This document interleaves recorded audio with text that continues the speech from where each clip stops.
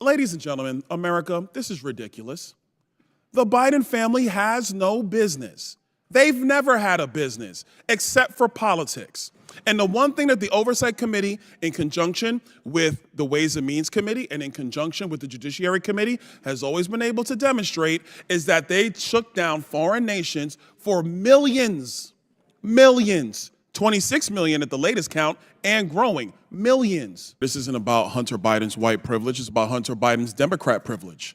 Because Donald Trump Jr. showed up for 5 congressional subpoenas. There was never this circus where he was subpoenaed by House Democrats and he showed up on the Senate side or showed up at the White House to answer in some fake, phony, lame press conference, not actually going to the House and doing what he was compelled by a subpoena to do. Hunter Biden did that.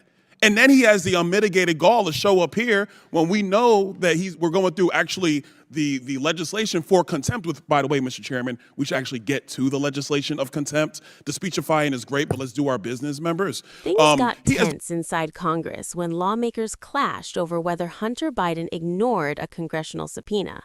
One side says the rules were broken. The other says he actually offered to testify publicly in front of the American people. When Alexandria Ocasio-Cortez stepped in, the debate quickly turned into a heated back and forth that had the entire room on edge. Stay with me as we break down exactly what happened and why this moment is getting so much attention. And before we begin, don't forget to like, subscribe, and share right here on Capitol Review. This has been a very interesting hearing. Mr. Waltz, welcome to Oversight. Yes, it usually gets like this. Look, let's be very clear. This isn't about Hunter Biden's white privilege. It's about Hunter Biden's Democrat privilege. Because Donald Trump Jr. showed up for 5 congressional subpoenas. There was never this circus where he was subpoenaed by House Democrats and he showed up on the Senate side or showed up at the White House to answer in some fake, phony, lame press conference, not actually going to the House and doing what he was compelled by a subpoena to do. Hunter Biden did that. And then he has the unmitigated gall to show up here when we know that we're going through actually the legislation for contempt, with, by the way, Mr. Chairman, we should actually get to the legislation of contempt. The speechifying is great, but let's do our business, members. He has the gall to come here, show up, and then when the Democrats are saying, hey, he wants to speak, he leaves. This is a joke. This is a farce. The man has been subpoenaed by Congress. Oh, and by the way, the January 6th committee, Mr. Raskin, which you did sit on, by the way, that was not a normally ordered committee of Congress because Nancy Pelosi did not want the Republican members that then Leader McCarthy put up. According to the courts, it was. My time, sir. Will you yield for a correction? I was respectful of your time. I didn't say anything. So, ladies and gentlemen, let's move forward with our business. He should be held in contempt. There was a subpoena. He did not answer it. Any other American will be held in contempt by Congress. Any other. This is Democrat privilege of the highest order. Let's do our jobs. I yield.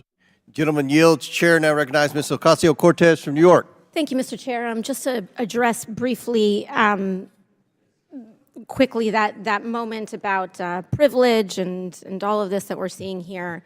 It was a very beautiful speech by the gentlelady, who, as she mentioned, was helped lead on the now majority side, the Civil Rights and Civil Liberties Subcommittee. But I think it's so exemplary of the point that she also oversaw the elimination of the Civil Rights Subcommittee on this committee, which really kind of gives the whole game away. We show up, we give speeches, we give flowery words, but at the end of the day, participate in the structural erosion of the rights and representation of people that are marginalized, women, people of color, people that just need to see their due process and civil liberties protected in this country. But I will move on.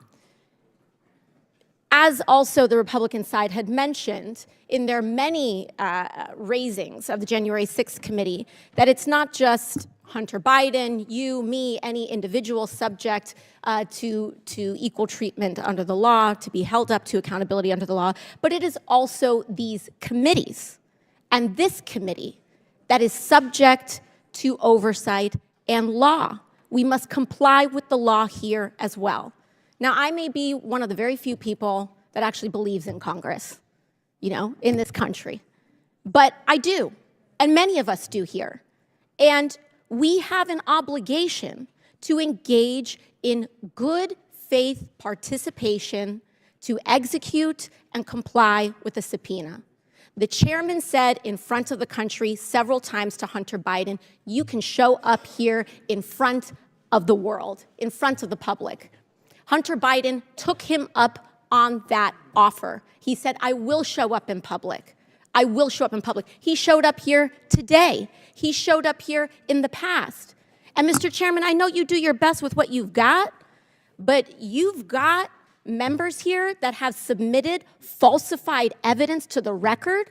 You have members here that have submitted and mischaracterized closed-door hearings, and people want to say back and forth at the end of the day, it doesn't matter what party it's happened from. You've got members who've engaged in revenge porn in this committee. So it is understandable why Hunter Biden would want to testify in front of the public for the American people to be able to witness that testimony for themselves. You've got members who've defied subpoenas. You've got members who we are 1 year into the term asking what the rules are at the beginning of the committee. The book was given to us on day one. And so what we should do is allow the man to testify. I believe in the power of the Oversight Committee. Frankly, I believe in it regardless of whether Republicans or Democrats have the chair, because I believe that this committee should have the power of oversight, and we cannot do that on a partisan basis. And so for that, I implore this committee to allow Hunter Biden to testify publicly. I implore and I ask for that to happen. And we cannot do that by getting engaged in this back and forth on a defiance of the subpoena. Let him comply. Let him do it today. Let him do it tomorrow. But let the man do it. And with that, I yield back to the ranking member. Thank you, Ms. Ocasio. Thank you, Mr. Chairman. A couple of things. First, it was said in this hearing, Mr. Chairman, about you specifically, that you repeatedly said you would give Mr. Biden any opportunity. He could choose which one to come and speak in front of this committee. He could do it by deposition. He could do it by open hearing. It was up to him. The truth of the matter, though, is, members, is that the chairman's words are not binding. Like, no other member's words of Congress are really not binding. The binding article. Point of order. Does the chairman agree with that? Point of order. Does the chairman agree? Are you going to restore my time? Point of order. Just point of order. Does the chairman agree that the chairman's words are not binding on the committee? That's not a point of order. It has nothing to do with the order of this hearing. Thank you. Can I go back to 4 minutes and 34 seconds? That's where I was before I was interrupted by Mr. Raskin. Yes, reset the clock. Thank you. Thank you.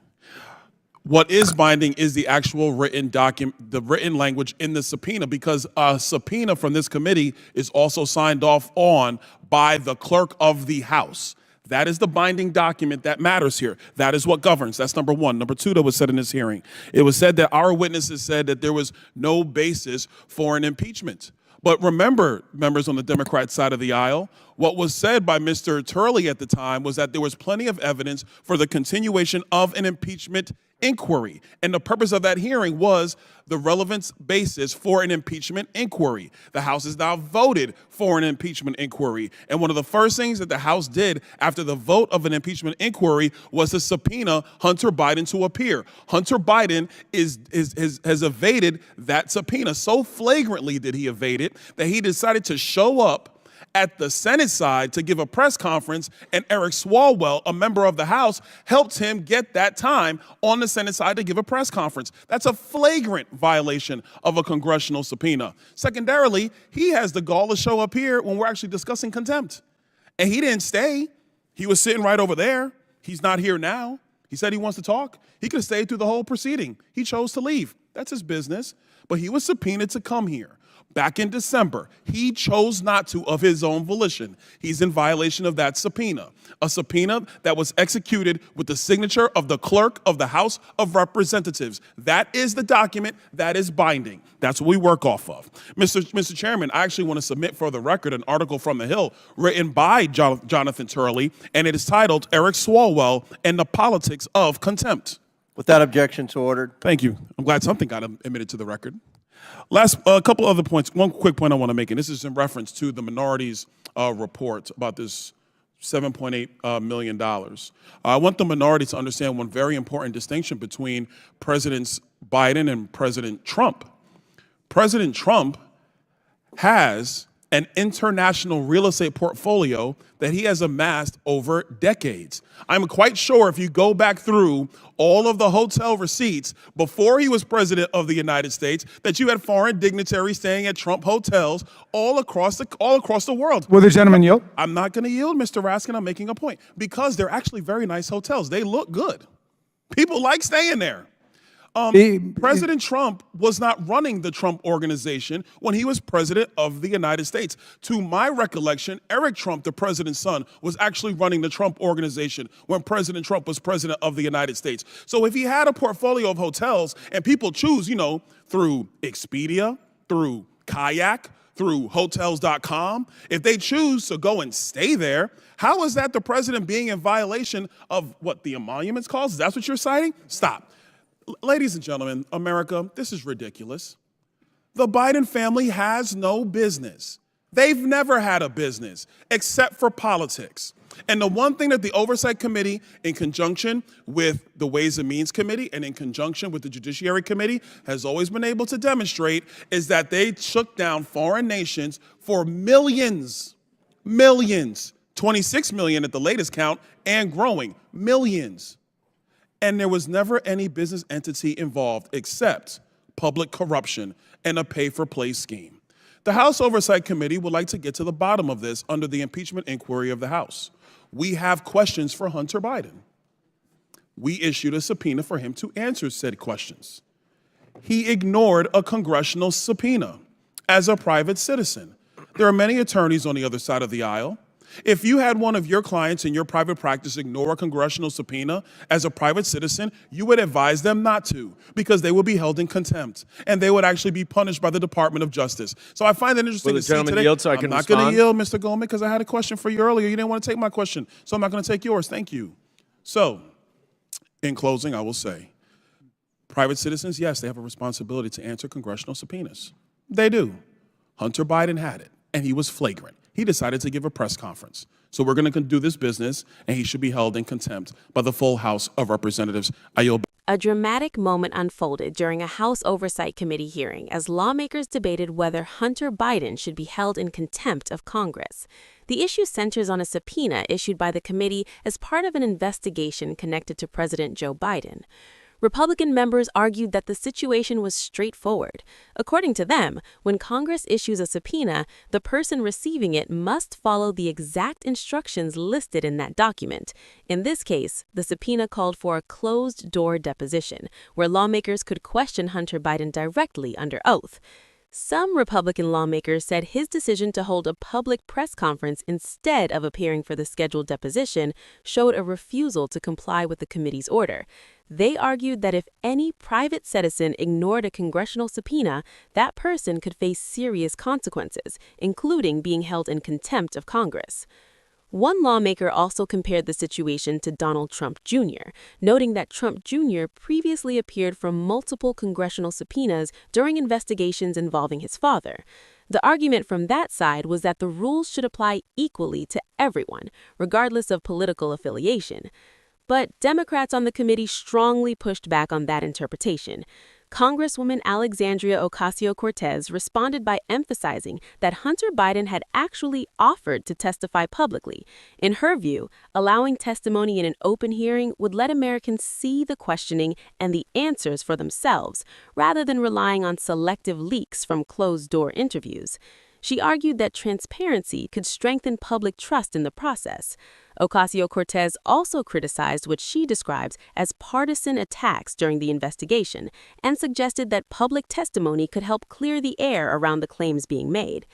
At the heart of the disagreement is a simple but important question: who decides the format of congressional testimony?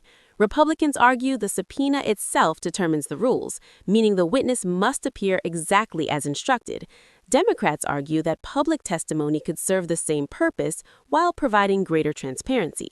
So what you're seeing in this moment is not just a legal dispute, but a political disagreement about process, accountability, and how congressional investigations should be conducted. For Republicans, the focus is on enforcing the subpoena and maintaining the authority of Congress. For Democrats, the focus is on making the testimony public so Americans can evaluate the evidence themselves. And as this hearing shows, when those two views collide, the results can be a very intense exchange on Capitol Hill. In the end, this hearing highlighted how deeply divided lawmakers remain over the Hunter Biden investigation and how congressional oversight should work. Whether you see this as a dispute over legal procedure or a fight over transparency, it's clear the debate is far from over. If you found this breakdown helpful, like the video, subscribe, and share it with others. And stay tuned for more clear political analysis right here on Capitol Review.